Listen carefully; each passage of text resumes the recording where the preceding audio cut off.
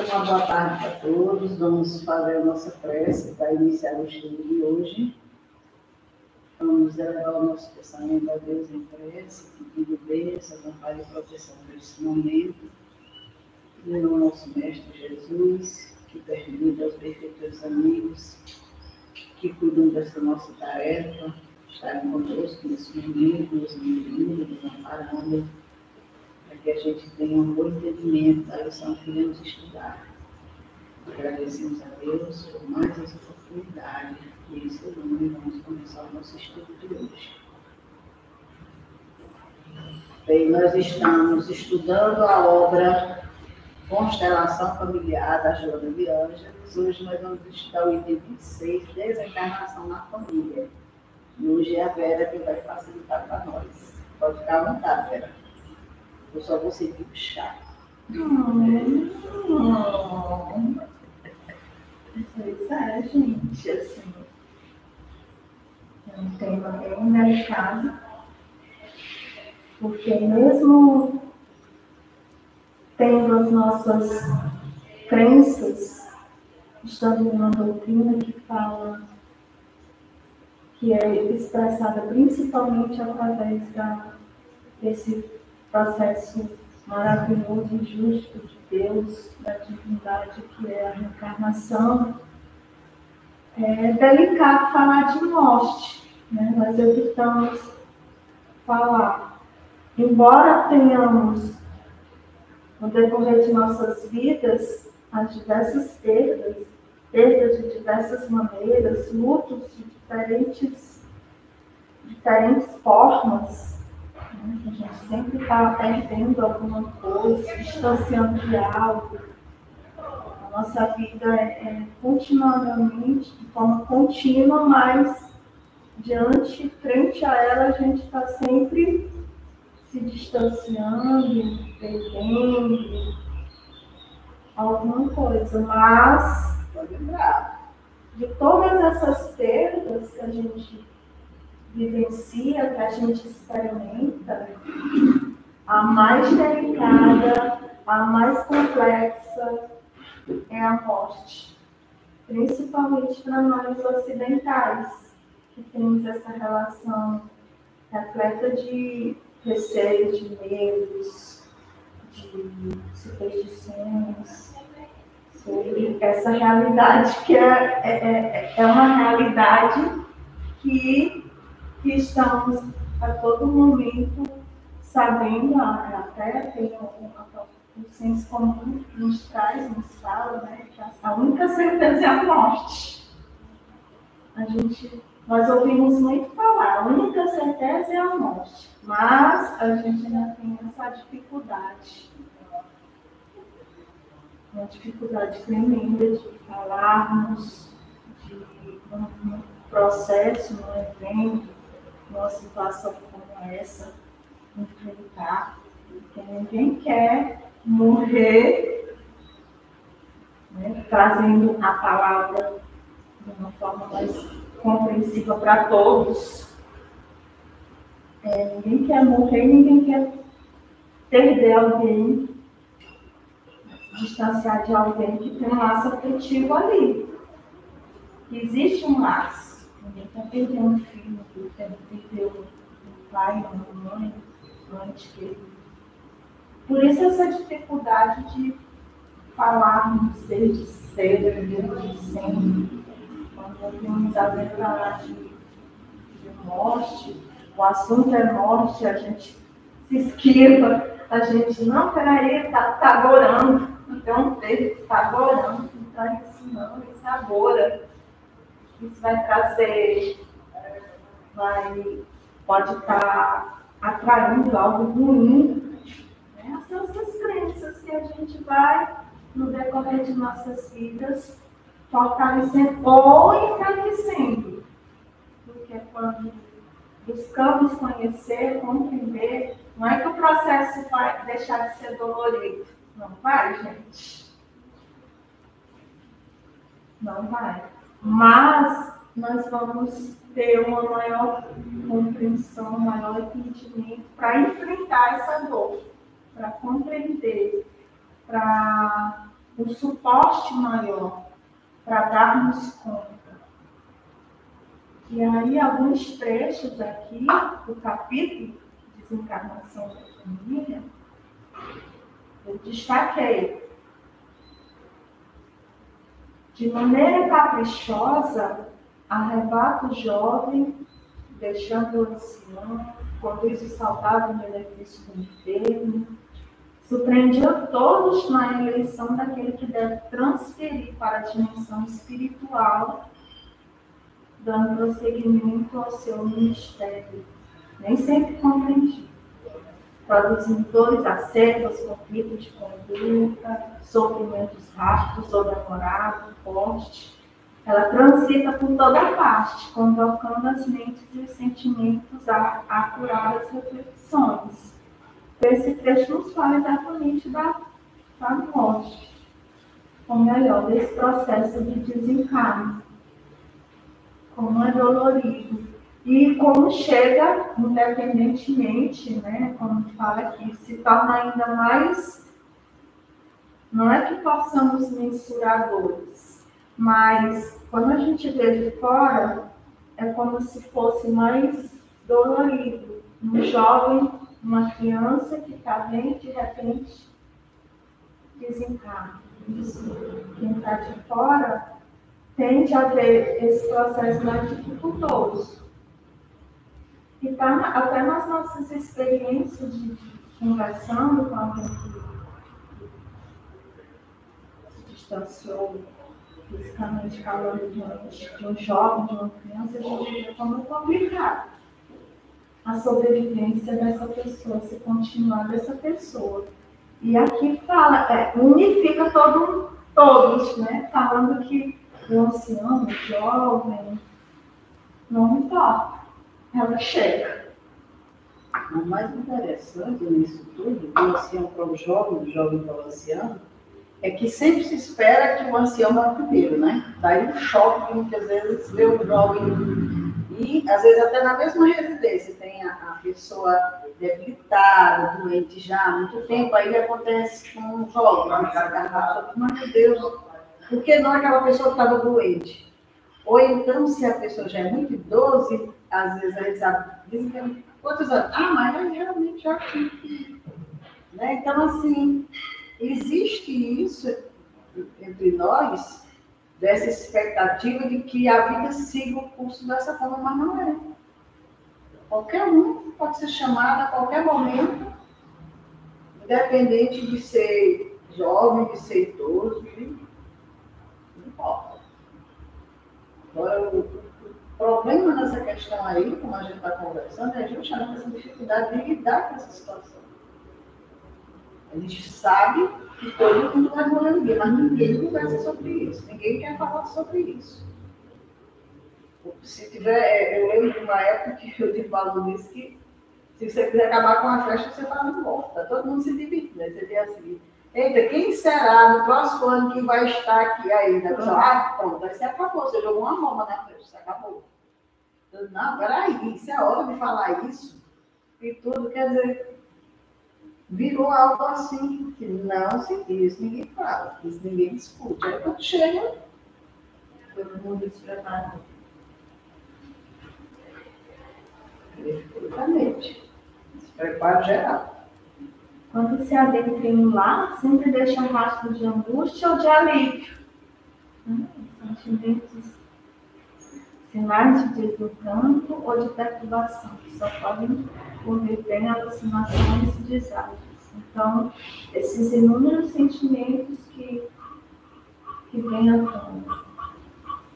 Quando a gente fala em alívio, eu lembrei de uma questão que a gente sempre traz dentro do CVV, porque pode vir de repente uma pessoa em estado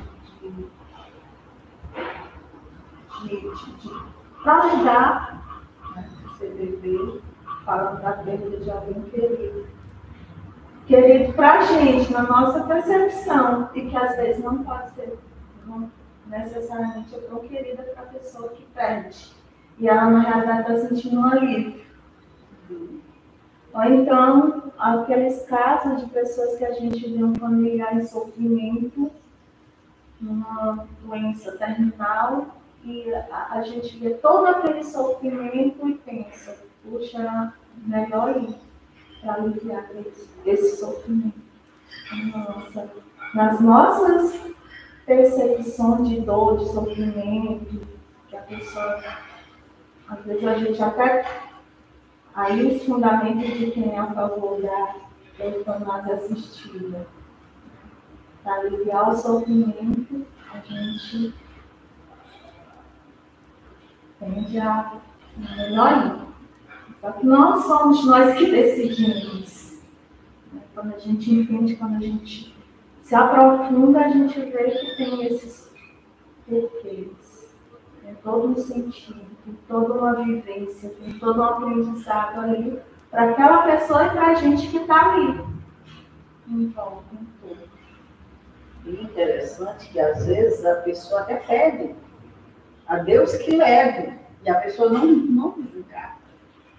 Por quê? Porque normalmente eu já cheguei a receber ligação de pessoas me pedindo ajuda e prece por uma pessoa que está sofrendo muito, que a pessoa que está ligando não suporta mais ver aquela pessoa sofrer, eu preferia que Deus tirasse, mas é como se a pessoa estivesse resistindo a não ir, estivesse lutando para continuar vivendo, e pedindo para fazer prece, ver se ela se desprendia, se ela aceitava, coisa dessa natureza.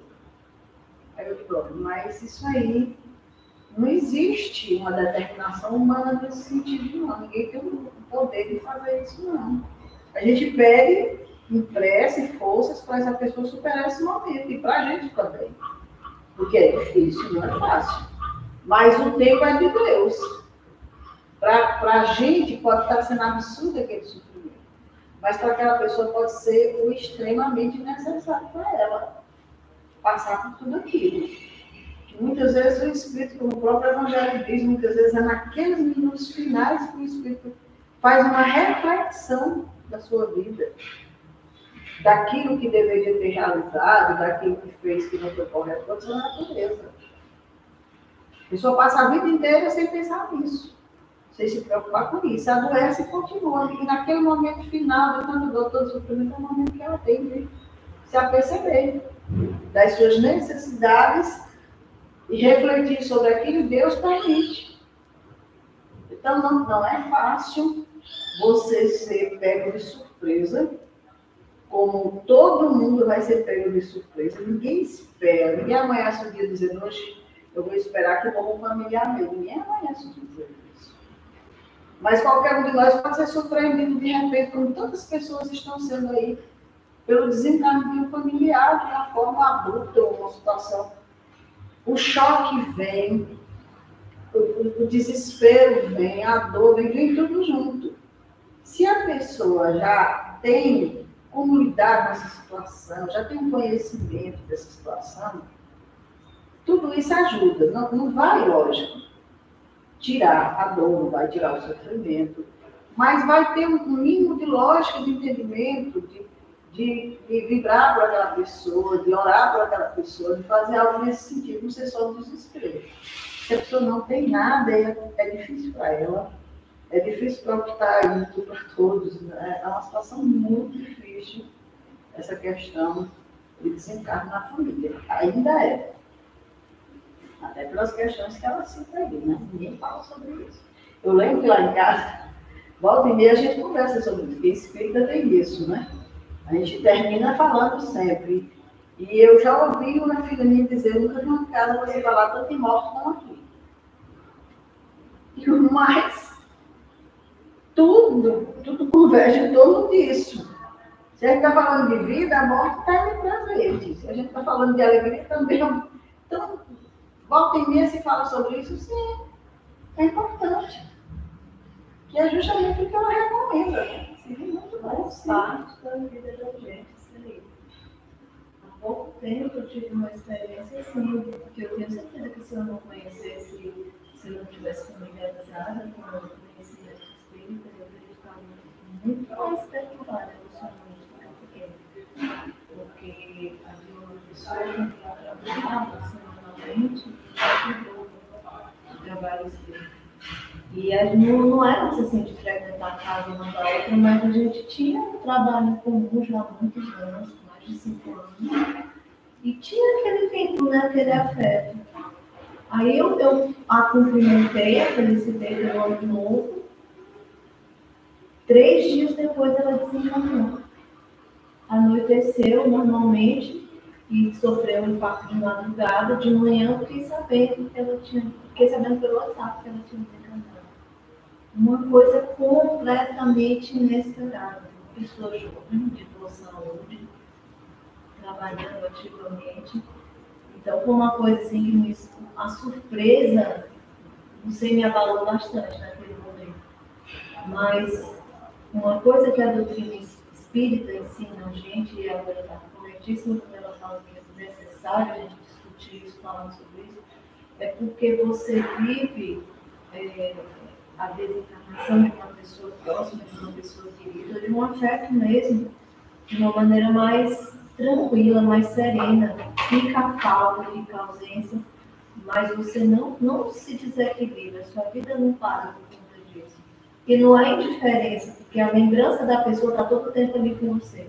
Você vai fazer algo relativo àquele trabalho, ou pegar um livro para ler, pensa naquela pessoa. Então, ela continua a fazer parte da sua memória, continua a fazer parte da sua vida, mas você aceita com mais facilidade que o corpo, que a presença dela não está mais aqui. E embora isso seja muito desconfortável, lida-se com essa situação de forma menos dolorosa.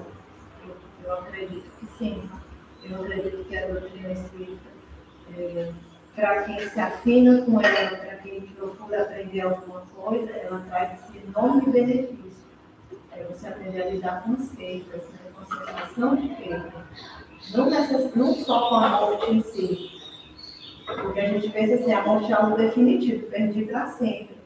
Mas às vezes as perdas mais próximas desse conceito, mais perdas mesmo, não são para a morte. Né? É a falta de respeito, é a ingratidão, é a indiferença, é o abandono da grosseria. E isso faz realmente perder realmente as graças a alguém. Né? Mas, por exemplo, numa situação como essa, eu ainda sinto essa pessoa como parte da minha vida, assim, do meu cotidiano. Eu tenho certeza que daqui a não sei quanto tempo eu tornar encontrada, que eu acho que eu vou encontrada, não vai ser um encontro de duas estranhas, vai ser um encontro de duas pessoas que têm uma ligação essa distinção entre o bem, esse melhor juízo sobre o que é o luto, que as pessoas parecidas acham uma coisa muito necessária, né? Sobretudo quando você tem uma relação muito grande com alguém. Eu compreendo isso, mas eu acho que essa base, de tanto você ouvir falar da vida após a morte, de tanto você se aproximar das comunicações, dos processos de comunicação entre os desencarnados e os encarnados, isso vai mudando a sua atitude emocional diante da perda de alguém na morte, diante da desencarnação. É porque ela nem usa aqui o termo perda, né? Ela usa o termo só de desencarnação, passagem para a vida verdadeira. Eu não encontrei essa expressão aqui na acepção usual do texto. Eu acredito que essa informação que hoje está circulando nos meios de comunicação, filme, tanta coisa que está surgindo com essa informação, está tornando mais fácil entender para essas pessoas. Porque assim, antigamente a gente via, uma pessoa desencarnava, era um ano de luto, preto mesmo, vestia-se preto. Eu me lembro que morreu uma tia minha, eu era criança, mas não estava de preto, porque minha mãe botou todo mundo de preto, um ano de preto. Sabia nem o que era aquilo. Hoje o preto é moda. Hoje o pretinho básico é outra coisa. E outra coisa também que acontece é que a gente, às vezes, sabe do desencarne de alguém e fica preocupado com a atitude do familiar. E daqui a pouco você encontra um familiar tranquilo, vivendo sua vida, numa boa. Sabe aquilo ali?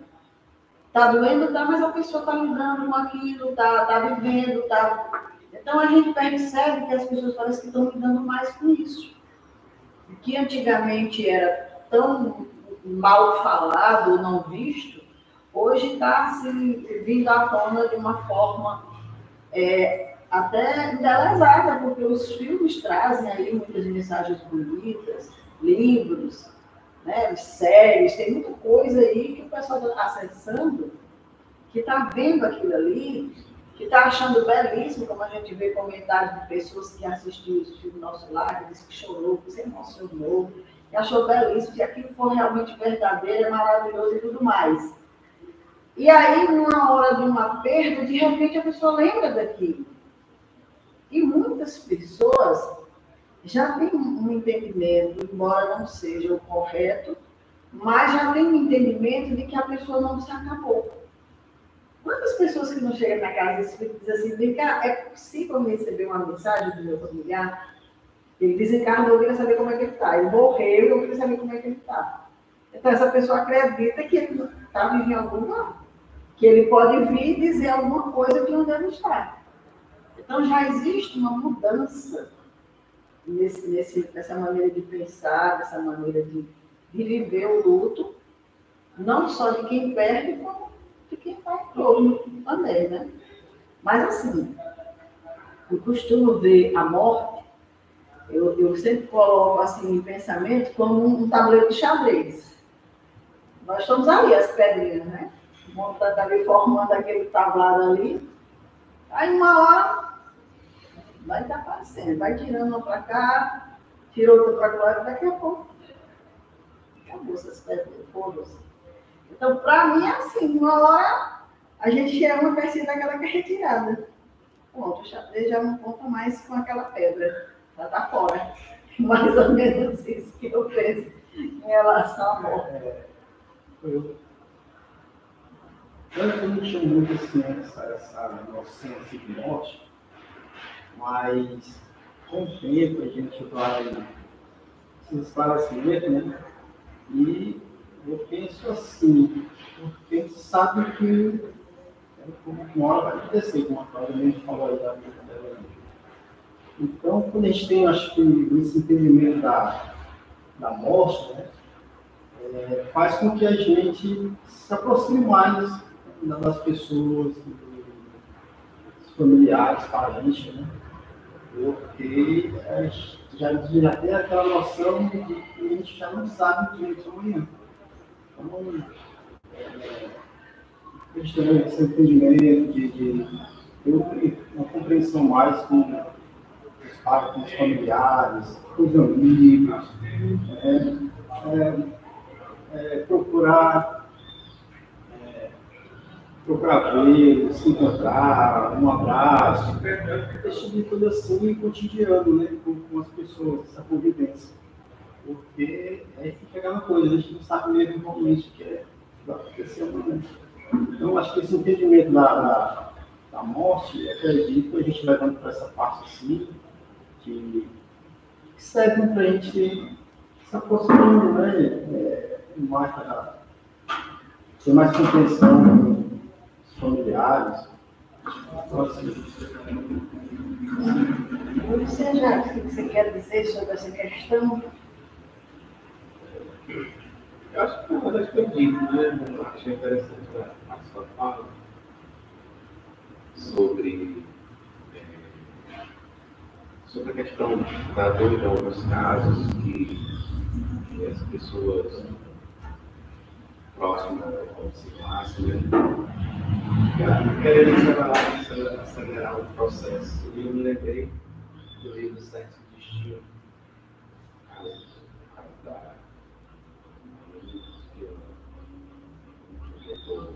dela intercedeu para que ela tivesse a oportunidade, ela ia desencarnar, mas para que ela desencarnasse, tendo a oportunidade de se acertar com o seu padrasto, né? Ou seja, essa é a ideia de eternidade do espírito. e a gente se encara como uma finitude quando a carne, o corpo físico, ele perece. E esse é um dos pilares da filosofia das religiões reencarnacionistas, que é a reencarnação.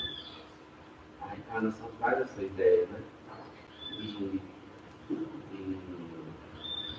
E é uma das questões mais difíceis de a gente internalizar. Teoricamente, a gente sabe, a gente aprende, melhor dizer, que o nosso espírito é eterno. A gente sempre fica, né? Com receio, ou pouca fé, estamos dentro disso hoje, nós temos pouca fé. Mas a filosofia espírita permite que a gente tenha um olhar diferente. Né? E é cultural também, como você falou.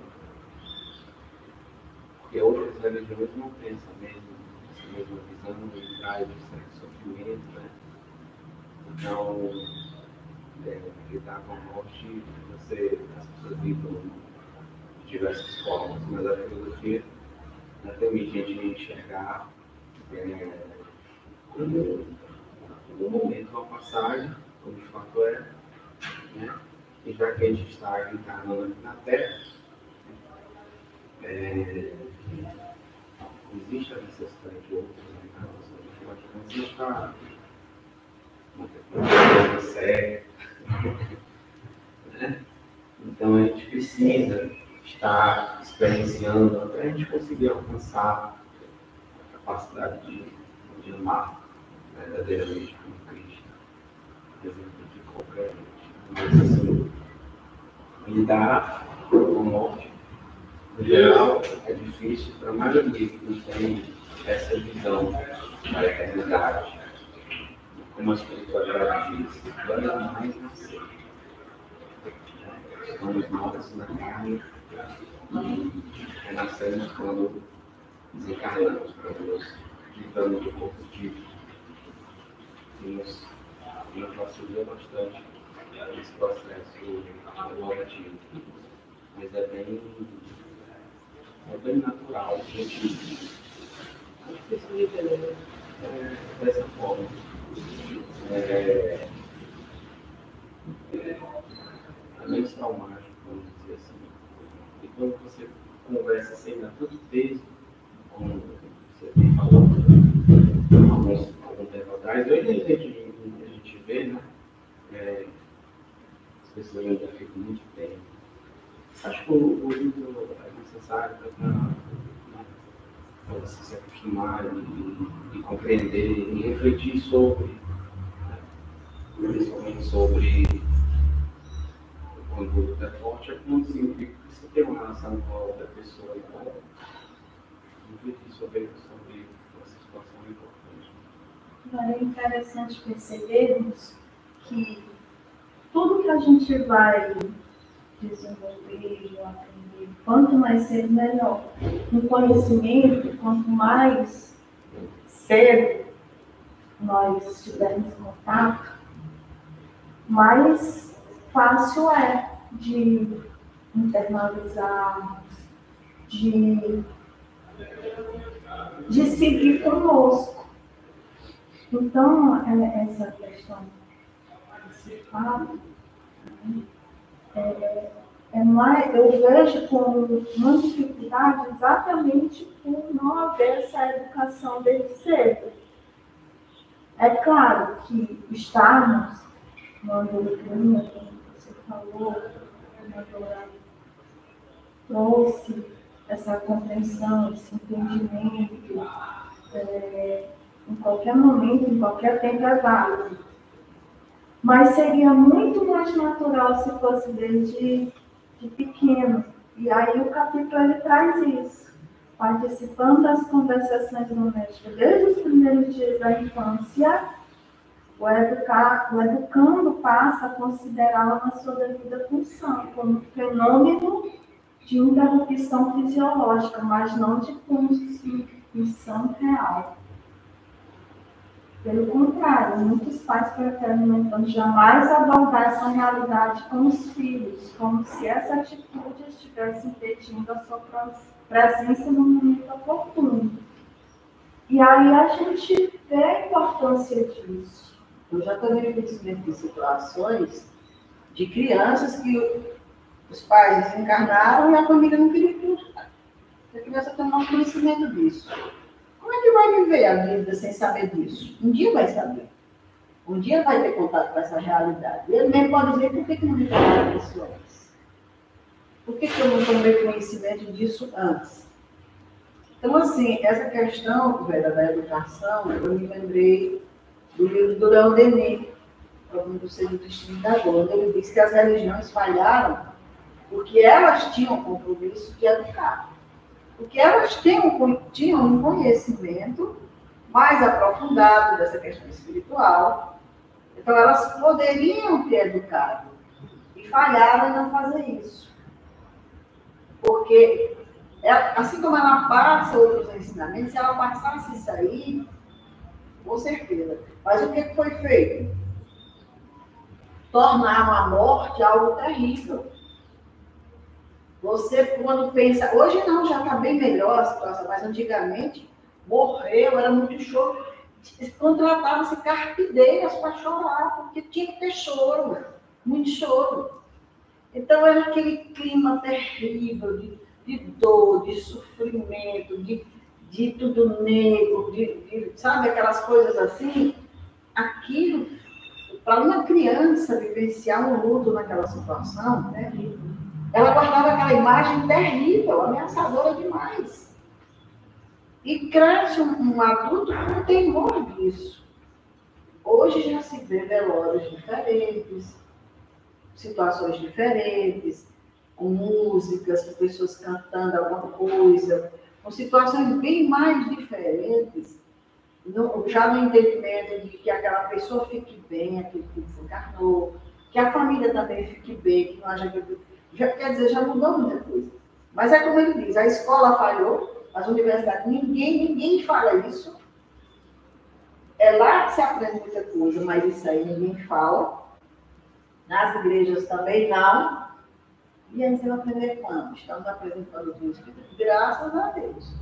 Mas você ia falar alguma coisa da interdição, né? Dentro da família, uma interdição também.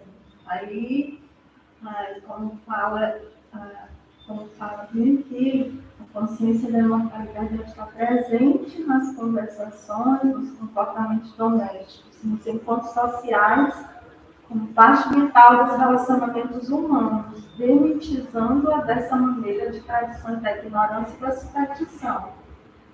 Então, é algo que agora se dá essa atenção, mas por muito tempo se falou em todos os espaços, em todos os contextos. Por isso a nossa dificuldade de lidar. Porque até teoricamente, a gente falando, a gente está trazendo a temática de uma forma teórica, mas a gente sabe que vivenciando a experiência é uma outra coisa. A gente está ali, né, envolvido naquela dor, naquele sofrimento. Agora, se tivéssemos desde cedo, como eu acredito que suas filhas têm esses diálogos, você com seus filhos, tivéssemos esse desenvolvimento no decorrer da vida, a gente, claro, não vai sanar, não vai sofrimento, a dor, mas a gente não veria com tanto desconforto, com tanto, às vezes, muitas vezes desesperador. Algo que, um castigo, uma coisa que veio para me desequilibrar. Então, essa necessidade desde cedo, como é trazido aqui no capítulo, seria muito diferente o nosso posicionamento, o nosso jeito de perceber, sentir, se tivesse essa validação desde cedo. E ela que sugere a mudança dentro das pessoas esse conhecimento espírita na conduta do momento da desencarnação, né? Porque muitos de nós, mesmo tendo esse conhecimento, repetimos essas sei lá, quase que tradição, né? A tradição do choro, a tradição do desespero, o culto do desespero, que a pessoa tem que se desesperar quando morre alguém, mesmo que seja muito próximo, mesmo que não esteja ali uma convivência mais íntima, mesmo que não tenha assim, um vínculo maior, mas a situação exige esse desespero, esse descontrole. E às vezes, mesmo dentro do conhecimento espírita, a gente repete aqueles rituais, aquelas tradições. Realmente tem famílias realmente que lidam com a desencarnação de maneira bem mais saudável, de maneira bem menos traumática. Mas tem aqueles que ainda assim repetem as mesmas coisas. Aí fazem a missa como é aquela missa da hora? Tem um nomezinho, não vou lembrar. Corpo presente. Missa do corpo presente. Chama o padre para fazer a extremoção. Os mesmos rituais de uma filosofia, se é que você pode chamar de parecido de uma filosofia, que já não faz parte da sua vida, pelo menos teoricamente. Entendeu? Eu já fui muito velório com pessoas espíritas onde esses costumes estavam presentes. E pelo que ela fala aqui no texto, você deve já começar uma educação para ter uma postura diferente diante da morte, diante da desencarnação. Seria de esperar, a meu ver, que se tivesse nessas situações uma conduta diferente. Por outro lado, muitos espíritas têm familiares não espíritas. E aí é que pesa. Porque é um momento muito delicado, onde aquele parente não é só seu, é da família. E aí as pessoas querem viver aquele momento à sua maneira. Aí fica... Eu lembrei, sabe de quê, Cláudia? Que um certo tempo atrás aí eu deixei por escrito para a minha família como eu queria que fosse meu velório. Eu também vou precisar fazer. E aí eu coloquei que não queria missa, não queria vela, nada que tivesse até o escrito da minha lápide e tudo. Então, assim, não quero que ninguém faça 7 missas de 7 dias, nada disso. Aí uma das minhas filhas disse assim, mas vai ter. Eu disse, por quê? Se eu estou dizendo que não quero. Vai ter porque fulana é católica. Ela adora ter nascido na sua casa, gosta da doutrina, mas ela tem esse lado católico e ela vai fazer. E aí você não vai ter como se passar a parte disso aí. Então é como eu disse mesmo, tem essa questão da família, que envolve e termina fazendo algo que... Mas justamente por isso, eu fiz questão. Digo, olha, se querem me homenagear com 7 dias, façam um almoço em casa.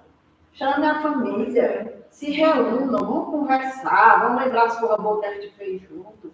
Que com certeza eu vou estar ali presente, se Deus quiser, participando, muito feliz que a minha família está reunida falando meu nome. Agora, não vamos com a história de levar coisa para o cemitério para me oferecer lá não, porque se forem, eu até brinquei, um dia de finados, como chama, né? Eu digo, se for levar aquelas coroinhas de flor de plástico que eu jogo, quem levar. Eu não quero, eu nunca gostei disso, cemitério, porque depois que eu morrer só vão me encontrar lá, eu teria que entrar na minha casa. Então, isso aí já é conversado lá em casa, justamente nesse sentido, para evitar. Assim como, se acontecer com qualquer um, se partir alguma ideia dessa natureza, não vai ser minha. Porque não faço a menor questão e entendo que não tem nenhuma importância para aquela pessoa. Mas para quem sente essa necessidade é mais difícil, né? Eu acho que sim, o mais importante é o nosso entendimento, né? É o que a gente internaliza e a gente compreende. Essas outras situações, elas são até naturais, uma vez que uma boa parte dos espíritos, né, vem da religião católica, ou convive com a religião católica, que tem, enfim, tem a crença e tudo bem, não tem nada de errado. Né? Mas você tinha falado sobre a questão da educação e a religião ter falhado nesse sentido. Inclusive, alguns pontos, como, por exemplo, conversar sobre a morte, que não é só importante as questões da situação, que nós colocamos em choque, etc. Mas também para a continuidade de quem desencarnou, para a continuidade de quem fica, porque são muitos os casos que a gente sabe que eventualmente se desestruturam por proporção. E aí não compreendem essa situação, ou compreendem da forma que de outra forma, e acaba não dando sequência à sua vida. Às vezes o desencarnado também fica preso, sofrendo, porque quem está encarnado não deixa, quem desencarnado seguir, porque evoluímos no mundo espiritual. Então, conversar sobre, inclusive sobre a morte, é importante nesse sentido também, para que a gente continue, para que prossiga, né? Quem está encarnado e quem está desencarnado, porque é um processo que no nosso entendimento, quanto reencarnacionista, que é natural e ele vai sempre acontecer até você não ter a necessidade de mais tocar essa roda reencarnacionista. Né? Mas, enfim, é preparar a família, trazer a possibilidade, uns mais, outros menos, uns mais cedo, que certamente vão ser esse pilar, né, da família, por exemplo, o entendimento da dor, que teve todo mundo uma influência. E é aquele ponto seguro para os demais, mas é assim, essa diversidade, esse tempo também de aprendizagem diz respeito à carga, né, de outras, da anterioridade, como ele passa muito que a gente traz, né, e a oportunidade que a gente tem, né, de aprender, uns mais cedo, outros mais tarde, uns entram na doutrina, vivem a doutrina, outros saem lá na frente, então está tudo certo. Está tudo direitinho. O outro pega só um pouquinho ali no finalzinho, mas absorve com uma força, com uma capacidade, ou seja, muita teoria, com a experiência e em um momento específico, né? Lembrei de caso de um parente que não brincava. Nada. Dedo. Era ateu. Era daqueles que zombavam, né? Mas no final da vida, ele estava com câncer e tinha tido uma parada cardíaca. E a filha dele me liga, minha prima, dizendo: você precisa vir aqui. Por quê? Papai está lendo livros espíritas, assim, um atrás do outro. Eu digo: não acredito. Você precisa vir aqui, você vê. Então, não acredito, mas vem aqui. E eu convivi há alguns anos, não lembro, vou contar de 10, 15 anos, mais ou menos. E convivi e passei um tempo sem ver, né, uma pessoa totalmente avessa à espiritualidade, à religião, qualquer que seja.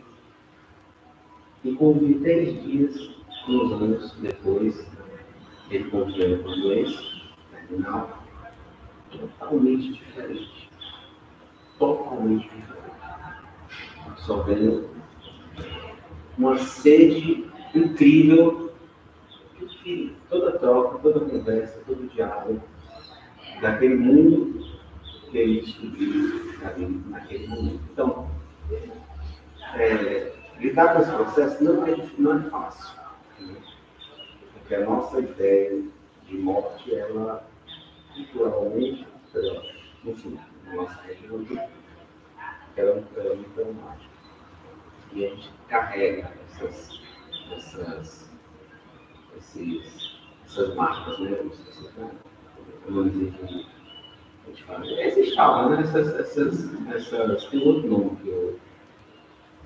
A gente chama, que a gente. As verdadas absolutas, a gente chama. Os dogmas. Né? A gente carrega muito isso aí. E para você chegar a se desvencilhar disso, muitas vezes são experiências muito fortes, né?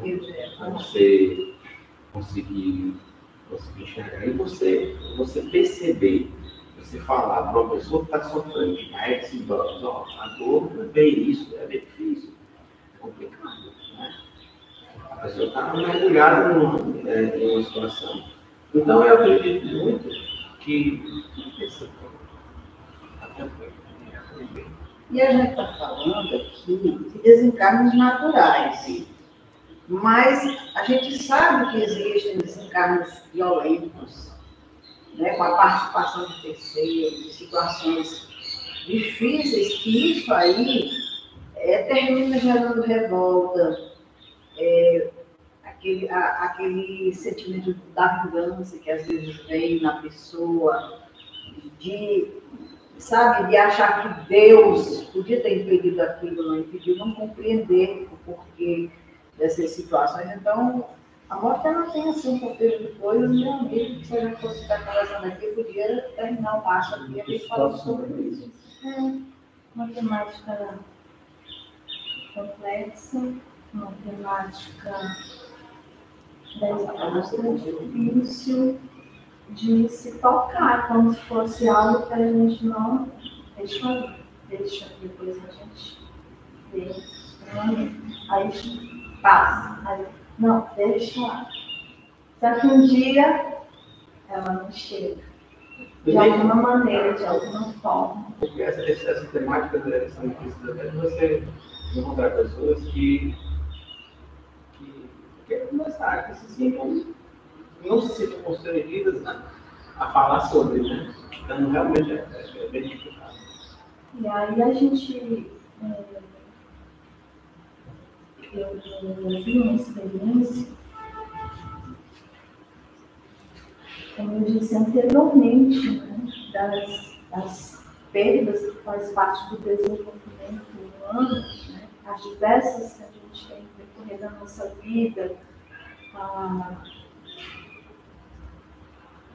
adolescência, a criança, o adolescente, o adulto, essas etapas que a gente vai passando, aí tem um certo e tantas outras coisas que a gente tem esse processo de luto, mas a morte ainda é aquilo que é mais do mais, no tudo. Aí eu falo com uma experiência de uma pessoa, agora recente, encontrei assim, lá na biblioteca, uma pessoa que estava até envolvida nesses movimentos de animais. E aí ela me trouxe uma experiência, ela começou a falar de uma experiência que teve com um parente dela. Que ele perdeu a esposa desencarnou. Ele ficou tão ruim, mas tão desesperado, que passou-se meses e ele conservava o arroz que ela tinha feito, um arroz que ela tinha comido no dia na geladeira. E a calcinha que ela estava vestida, ele conservava lá, assim, pendurado. E ele estava num estado, estava muitos meses até se buscarem ajuda. Ele demorou muito para aceitar a ajuda, que ele precisava de um suporte profissional. Era desesperador o estado dele pela desencarne da esposa. Quer dizer, ele manteve as últimas coisas daquele dia que ele viveu com ela, ali conservado. E aí Veja como que o negócio é sério, né? A experiência da pessoa diante de uma situação como essa, quando ela não teve nenhuma discussão, nenhum diálogo, tudo para ela era a questão do apego também, que eu acho que é uma temática que deve muito ser trabalhada, a questão do apego. Me lembra isso aí que você está falando? Diante dessas situações. Uma narrativa que a Ana Guimarães fez no YouTube, de uma pessoa que ligou para o grupo que ela estava pedindo ajuda. E aí eles foram na casa. Ela disse que quando entrou na casa, já percebeu uma presença espiritual lá dentro, de uma criatura, e essa criatura muito desesperada. E aí a pessoa da casa não sabe nem porquê, só solicitou essa ajuda. Já estava numa situação que realmente não dormia, não estava conseguindo dormir direito, muitos pesadelos com essa natureza. E assim, a história dessa mulher, ela vivia com um companheiro há muitos anos, muito apaixonada por ele, era um relacionamento muito forte entre os dois. E aí um dia pela manhã, ele saiu para comprar pão, como fazer todo dia pela manhã, ela saiu, foi fazer um café e ele não voltou, foi atropelado no meio. Ela, a partir daí, ela não aceitou mais que ninguém mexesse na casa em nada, ela desprezou até a diarista. A cama ficou, anos depois, quando o grupo chegou lá, a cama estava do mesmo jeito de quando o dia que ele levantou. Até a cinza do cigarro, mesmo o cinzeiro que estava lá, ela não admitiu que ninguém mexesse. A diarista não foi mais na casa, porque não era para mexer na casa em nada, e disse que a casa estava um absurdo. Eles entraram, fizeram o evangelho, conversaram com ela, e ela simplesmente queria uma ajuda de alguma outra natureza, mas assim, não tinha entendimento de nada espiritual. E eles ficaram indo na casa, fazendo o evangelho com ela, até que um dia ela resolveu conversar com eles. E ela disse, a Ana Guimarães, ela tem a evidência, ela disse que o Espírito dizia para eles, manda essa louca me deixar em paz. Ela não me deixa em paz. Ela ouvia isso, mas não dizia nada. Já uns dias depois do evangelho, de várias visitas, ela disse para o grupo que não sabia por que tinha tantos pesadelos com ele. Se eles viviam tão bem, se gostavam tanto, e agora, depois que ele morreu, ela só via ele desesperado e gritando com ela. Quer dizer, quando ela dormia, ele pedia para ela, me deixe em paz, me libera, porque ela mantinha aquela situação. Então, você imagina a situação do espírito, a situação dela, coitada, que só depois de muita orientação, de muita atendimento espiritual e tudo, foi que ela compreendeu isso aí, conseguiu se libertar, aceitar que a vida tinha que andar, mudar tudo que não é fácil, né? Mas eu lembrei quando você falou dessa situação desse rapaz, eu chamei desse relato. Quanto tempo? E o espírito desesperado, porque não conseguia sair de casa com ela, o apego dela era muito forte. Ela não admitia sequer que se tirasse nem a cinza do último cigarro dele. Então, às vezes tem pessoas que... Eu já tinha ouvido falar muitos casos. Eu trouxe até um relato de uma mãe que teve uma filhinha de 6 anos, que eu até me trouxe há um tempo atrás, você até me informou no filme O Anjo, de uma mãe que conserva o quarto da criança do mesmo jeito até hoje, já está com mais de 5 anos. Eu já tinha ouvido essas experiências, algumas, mas eu não tinha ainda ouvido uma experiência de uma pessoa em que a questão, como eu disse, o arroz, né, ela comeu naquele dia guardado.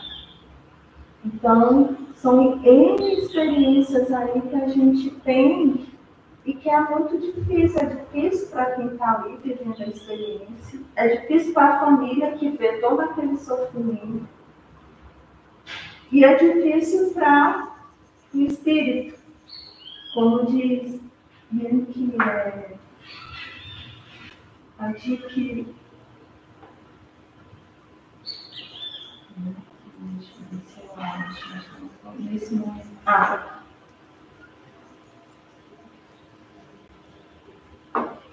Mas a própria pessoa que fica, que ela entra num processo de adoecimento, de fato. Né? E essa energia que ela vai se desenvolvendo, ela chega como? Então, da pessoa para aquele ente querido. Como é que ela interfere no seu desenvolvimento, no seu seguir? Como é que ela... Então, é uma situação que se necessita de suporte, muitas vezes, na maioria das vezes, um suporte de profissionais, para poder a pessoa ela conseguir sair daquilo ali, porque senão ela não sai. Daí, algumas pessoas elas chegam a morrer por suicídio, né?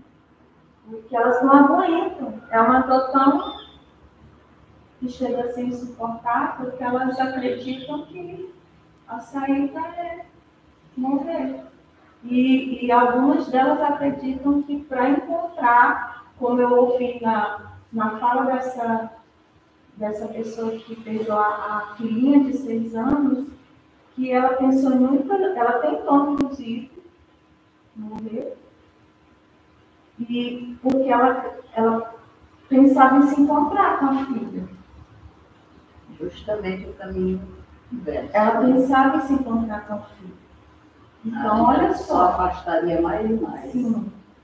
Mas ela tentou, e na cabeça dela, talvez ela encontrasse a filha. Ela fazendo isso. Então, são situações particulares, singulares a cada um, que esse conhecimento, quando ele chega a nós, é necessário que a gente agarre, reflita e passe adiante. Daí a necessidade desse diálogo, como agora, como nosso momento agora. Como é interessante, né? Faltam 2 minutinhos, né? Então, eu vou ler aqui o finalzinho, porque já só faltam 2 minutos para finalizar esse nosso momento. Desmascarar a ilusão da perenicidade do corpo, demonstrar a maravilha que é despojar-se dele, quando já não possa contribuir em favor de uma existência enriquecedora, superar o medo do desconhecido país da imortalidade, aprendendo a comunicar-se com aqueles que hajam procedido no grande retorno. São formosos compromissos que devem ser mantidos no ninho doméstico. A vida é inextinguível, embora desenvolvendo-se por etapas do corpo e fora dele, sempre real e vitoriosa a morte ou a outro qualquer fenômeno. Então, ele finaliza fazendo, né, esse convite de estarmos crentes, de estarmos nessa profunda certeza em contato dessa imortalidade, que há esse tempo, há essas etapas de ir, de vir, de retornar, que faz parte. Que faz parte. Não tem como fugir, mas tem como compreender melhor, tem como vivenciar a experiência com menos prejuízos para nós e para o outro. Dentro da nossa família, dentro do nosso contexto, dentro da nossa realidade. A dor é única de cada um. O sofrimento é único de cada um. Mas a gente pode ir trabalhando né, tendo contato com essa realidade de uma forma menos, começando a trabalhar isso em nós para que não seja tão sofrimento, não sofrimento. Conforme combinamos, é coisa para esse final. Então, continuando nessa sintonia de amor, nessa frequência com Deus, com a espiritualidade maior, com o Mestre Jesus, Maria Santíssima, agradecemos. Obrigada, Senhor, por nos permitir esse encontro, essa discussão tão importante para nossa melhoria, para as nossas realidades, vivências, dentro do nosso contexto familiar. Possamos a cada dia refletirmos sobre o que é preciso, o que é necessário, para que continuemos em sintonia contigo, Senhor, abraçando tudo que nos vem, tudo que nos é permitido, com serenidade. Que a tua paz possamos envolver, Senhor, neste momento e sempre. Agradecemos e obrigada. Que a tua paz esteja sempre conosco agora e sempre. Que assim seja.